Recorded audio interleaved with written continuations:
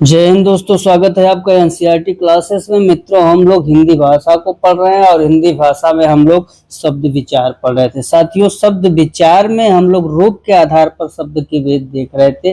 रूप के आधार पर शब्द के भेद हमने दो बताए थे, कौन कौन से, विकारी और अविकारी।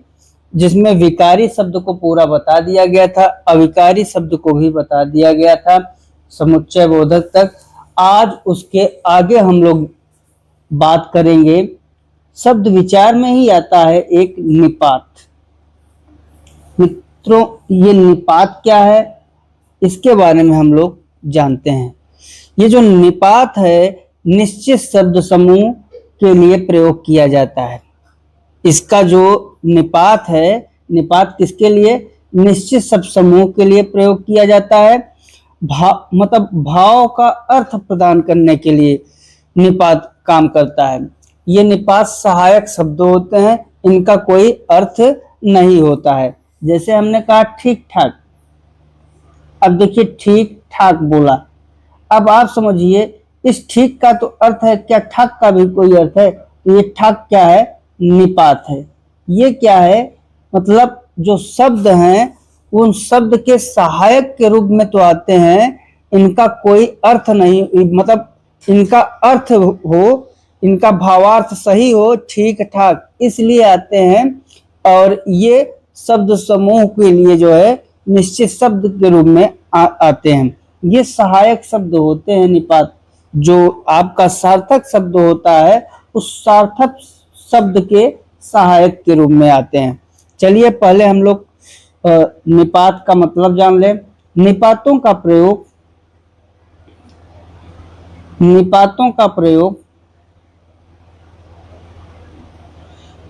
शब्द समूह अथवा पूरे वाक्य को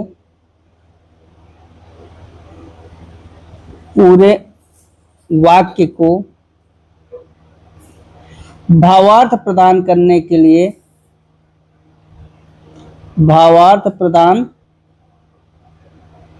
के लिए होता है। जो हमने बताया कि इनका जो प्रयोग होता है वो किसके लिए होता है, वाक्य में अर्थ प्रदान करने, भावार्थ प्रदान करने होता है। ये वाक्य के अंग नहीं होते हैं, यही हम लोगों को ध्यान देना है। ये वाक्य के अंग नहीं होते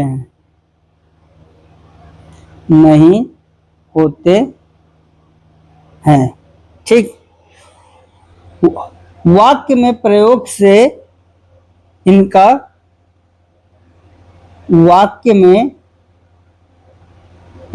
से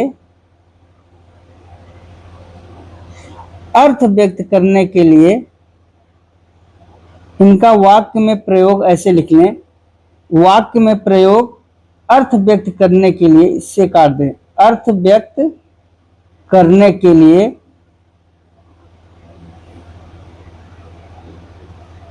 होता है। निपात समझ गए? निपात का मतलब है कि ये पूरे वाक्य में भावार्थ प्रदान करने के लिए आते हैं। ये वाक्य के अंग नहीं है और इनका प्रयोग सिर्फ वाक्य में क्या है, अर्थ के लिए होता है। निपात का कोई लिंग वचन नहीं होता है, इसको हम लोग ध्यान देंगे, पॉइंट करके लिख लें। निपात का कोई लिंग वचन कारक नहीं होता, ठीक है। निपात का कोई लिंग वचन कारक नहीं होता। ये अव्यय जैसे होते हैं, परंतु अव्यय है नहीं। इसका प्रयोग अव्यय के लिए होता है, परंतु ये अव्यय है नहीं। ये लिख लें, इनका प्रयोग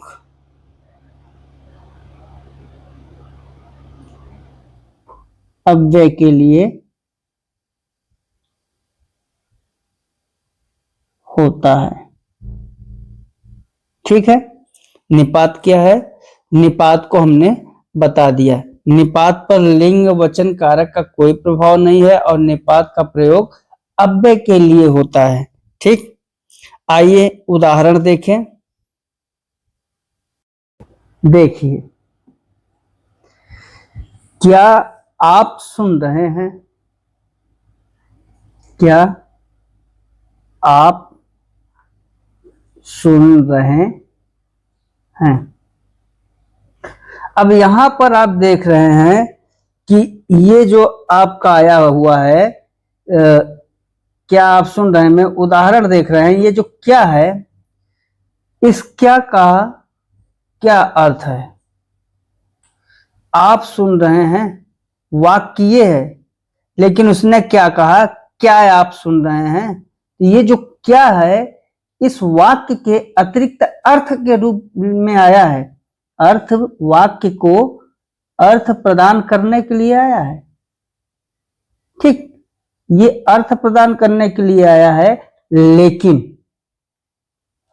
लेकिन ये इस वाक्य को में पूरा नहीं कर रहा है, ये पूरा कर दे।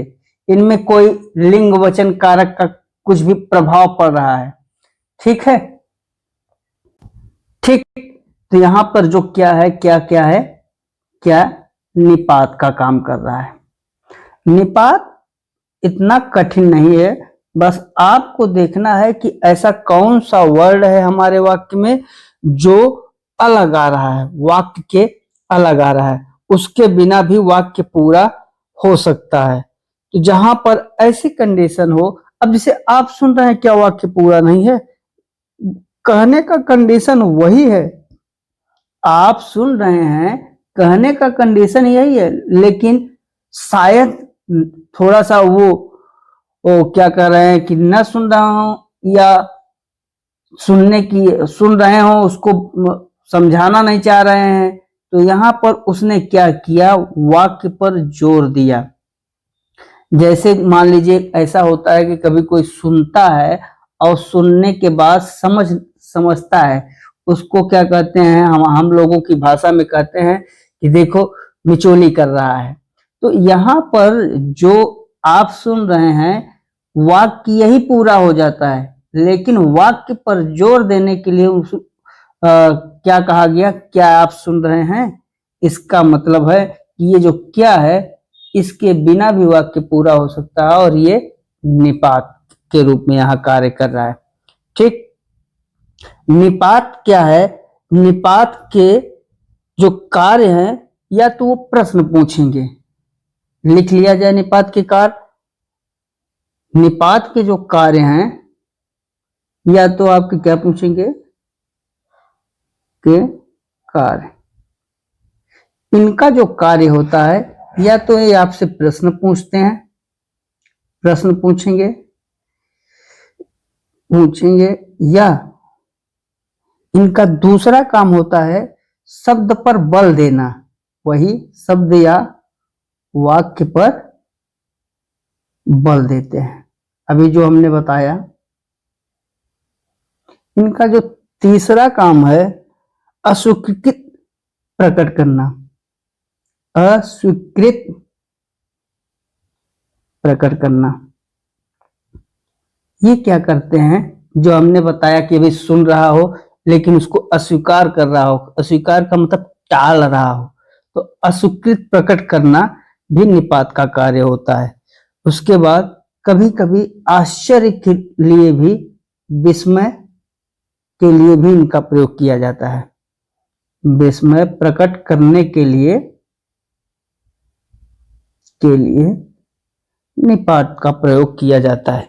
ठीक है, निपात के जो कार्य हैं, या तो प्रश्न पूछेंगे, या तो वाक्य या शब्द पर बल देंगे, या अस्वीकृत, जिसको हम लोग अपनी भाषा में कहते हैं, देखो टाल रहे हैं, टाल मटोल कर रहा है, तो अस्वीकृत प्रकट करना भी होता है, और विस्मत भी, कभी कभी आश्चर्य प्रकट करने में भी निपात का प्रयोग होता है। मित्रों, जो निपात है, निपात के 9 भेद माने जाते हैं। कितने भेद? निपात के भेद। निपात के टोटल कितने भेद हैं? 9 भेद हैं।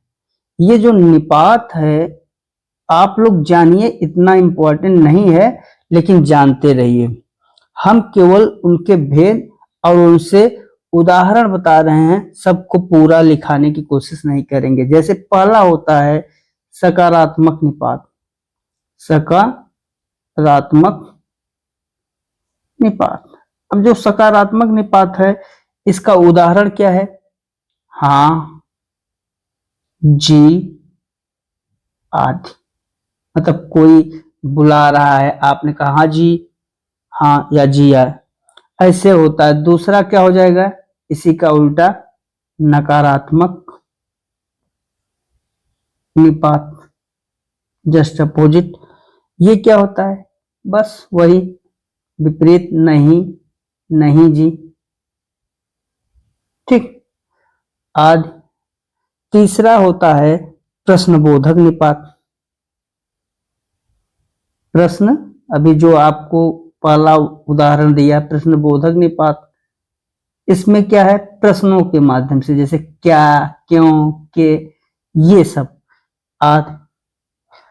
प्रश्नबोधक के बाद आता है निषेधात्मक निपात।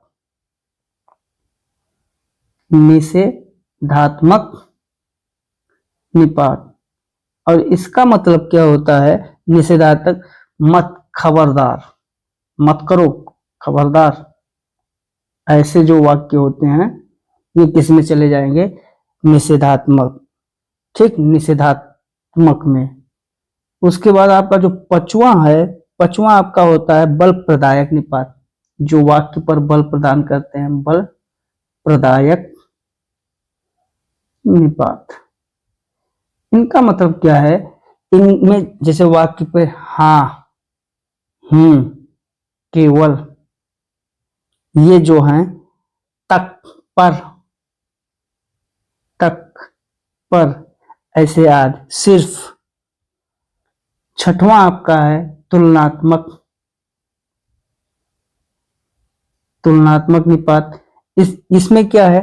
जैसे सा, पेड़ सा लंबा, पेड़ सा लंबा, ठीक, आदि। उसके बाद सतवां आपका है तुलनात्मक के बाद कौन बचा? विस्मयादि बोधक, विस्मयादि बोधक। अब विस्मयादि बोधक में क्या आता है? आश्चर्य, काश, क्या, काश। जैसे हम लोग कहते हैं काश ये काम हुआ होता, या क्या काश ये ऐसा हुआ होता, ठीक। तो ये सब किस में जाएंगे? आपके विस्मयादि बोधक में। नौवां आपका होता है, सॉरी, आठवां आपका होता है आदर सूचक, या आदर बोधक भी कह सकते हैं निपात। और आदर बोधक या आदर सूचक जो निपात होता है, जैसे जी, हम लोग किसी को देखते हैं तो अगर वो बड़ा है हमसे तो कहते हैं ना जी, तो ये आपका आता है आदर सूचक में।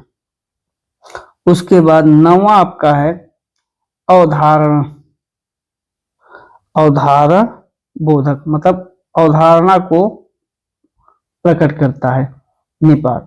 और इसमें आते हैं जैसे ठीक, करीब, तकरीबन, ऐसे। जैसे ठीक, करीब, तकरीबन, तकरीबन। उसके बाद आएगा लगभग, ऐसे सारे शब्द आएंगे। तो ये आपका निपात होता है। निपात कितने भेद हैं? टोटल 9 भेद हैं। उनको आपको बस ये जानना है कि 9 भेद कौन कौन से हैं। ये बहुत ज्यादा इंपॉर्टेंट नहीं है, एक दो बार शायद आया हुआ है पूरा परीक्षा में, ठीक। जानते रहिए निपात के बारे में। ये जो निपात होता है ना, निपात के बारे में पॉइंट समझिए कि ये निपात शुद्ध अव्यय नहीं है, शुद्ध अव्यय नहीं है, लेकिन जो कार्य करेगा ये अव्यय जैसा ही कार्य करेगा, लेकिन कार्य अव्यय के लिए ही करता है। हमने बताया ना, अव्यय के लिए ही करता है या अव्यय के जैसा करता है, करता है।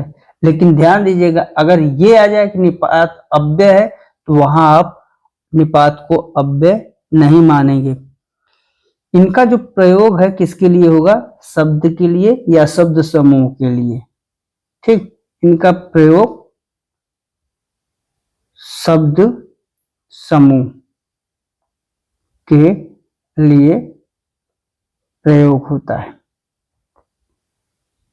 तो मित्रों, जो निपात के बारे में इंपॉर्टेंट पॉइंट था वो लगभग हमने सभी बता दिए। इसके बाहर निपात में किसी की जरूरत नहीं है कि इसके बाहर भी निपात पूछ लेगा। अब हम लोग निपात समाप्त हो गया। साथियों, अब आपको अर्थ के आधार पर जो शब्द के भेद हैं उनके बारे में बताना रह गया। फिर हम लोग चले आएंगे वाक्य में। वाक्य के बाद लिंग, वचन, कारक, फिर वाच्य परिवर्तन, इन सब में चलेंगे। तो चलिए एक एक करके देखते हैं अर्थ के आधार पर शब्दों के भेद। तो हमारी अगली हेडिंग क्या रहेगी? अर्थ के आधार पर शब्दों के भेद। ठीक, जो अर्थ के आधार पर शब्दों के भेद हैं वो 4 होते हैं। कौन कौन से? एकार्थी, अनेकार्थी, समानार्थी, समानार्थी और विपरीतार्थी। अनेकार्थी, समानार्थी का मतलब पर्यायवाची आपका जो होता है, समान अर्थ वाले पर्यायवाची। विपरीतार्थी का मतलब क्या होता है? जो हम लोग विलोम शब्द कहते हैं। अनेकार्थी का मतलब क्या होता है? अनेक अर्थ,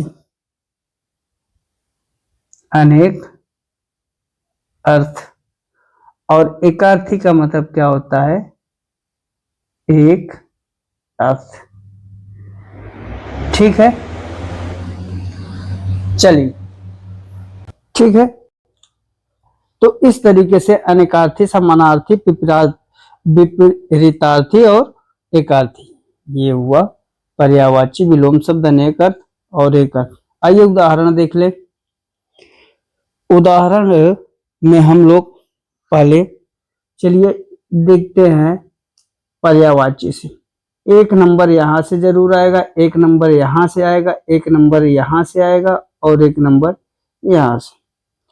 इससे कंफर्म नहीं होता कि आ जाए, लेकिन इन तीनों से एक नंबर का आना कंफर्म है। ठीक, चलिए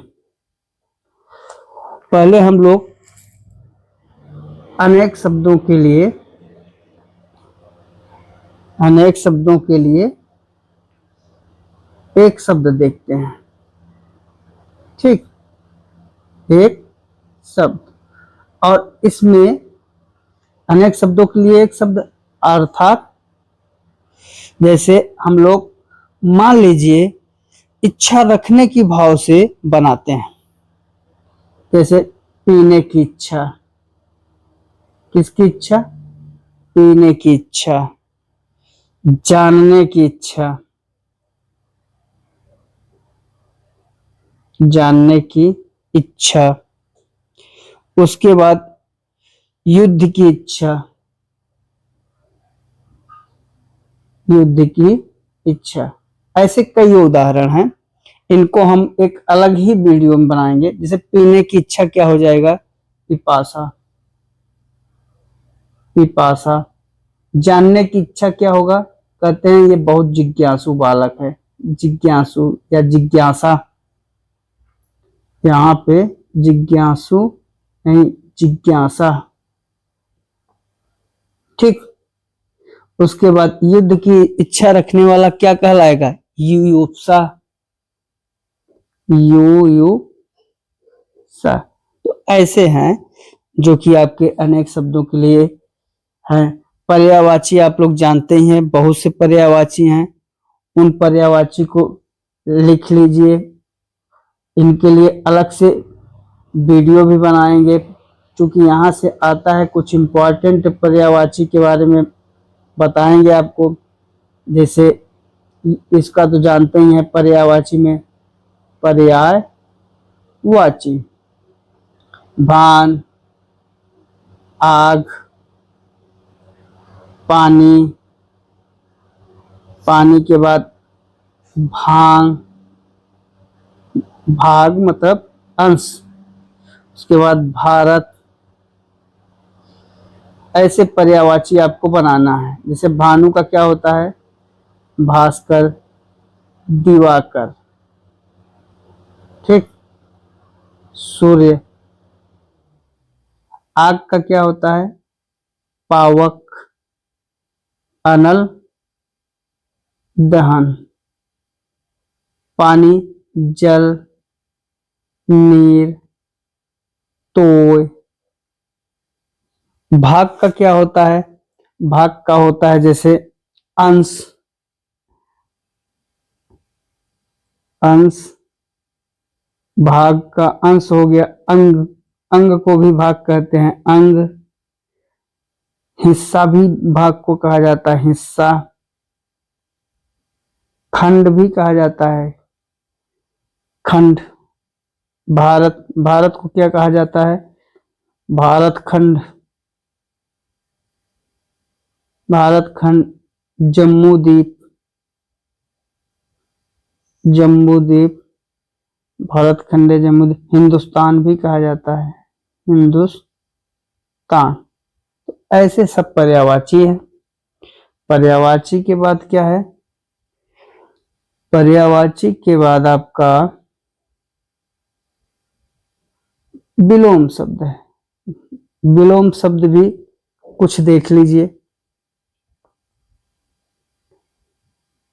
विलोम शब्द, अब इनका एक अलग से वीडियो बनाएंगे पर्यायवाची और विलोम शब्द का, चूंकि इसमें क्या है कि बहुत ज्यादा इंपॉर्टेंट हमको बताना है कि ये ज्यादा इंपॉर्टेंट है। अभी तो कुछ उदाहरण के तहत आपको समझा दे रहे हैं, उसके बाद इनका सिर्फ पर्यायवाची का एक वीडियो होगा, विलोम शब्द का वीडियो होगा, वो जो आपकी परीक्षा के लिए महत्वपूर्ण है, ठीक है।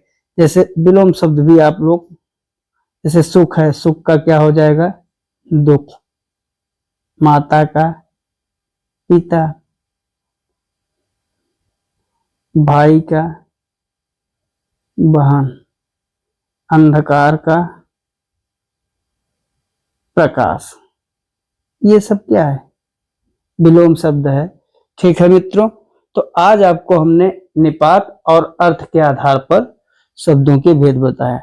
इस तरीके से हमारा जो शब्द विचार है, शब्द विचार समाप्त हुआ। हम विलोम और पर्यायवाची के लिए अलग से आपको महत्वपूर्ण बताएंगे, महत्वपूर्ण पर्यायवाची और महत्वपूर्ण विलोम शब्द जो आपकी परीक्षा के लिए महत्वपूर्ण है, इनके लिए हम अलग से वीडियो में बताएंगे। अगले टॉपिक के साथ हम लोग जब क्लियर करना चाहेंगे, अगले टॉपिक में जब चलेंगे, तो अब चलेंगे वाक्य विचार पर। किस पर चलेंगे? वाक्य विचार पर। अब हम वाक्य विचार पर आएंगे, वहीं आपको लिंग वचन के बारे में बताएंगे, वाक्य के भेद बताएंगे, ऐसे ही वाक्य के बारे में चर्चा करेंगे। शब्द विचार हमारा आज से समाप्त हुआ, ठीक। इन्हीं सब बातों के साथ मिलते हैं अगले वीडियो में। तब तक के लिए जय हिंद, जय भारत।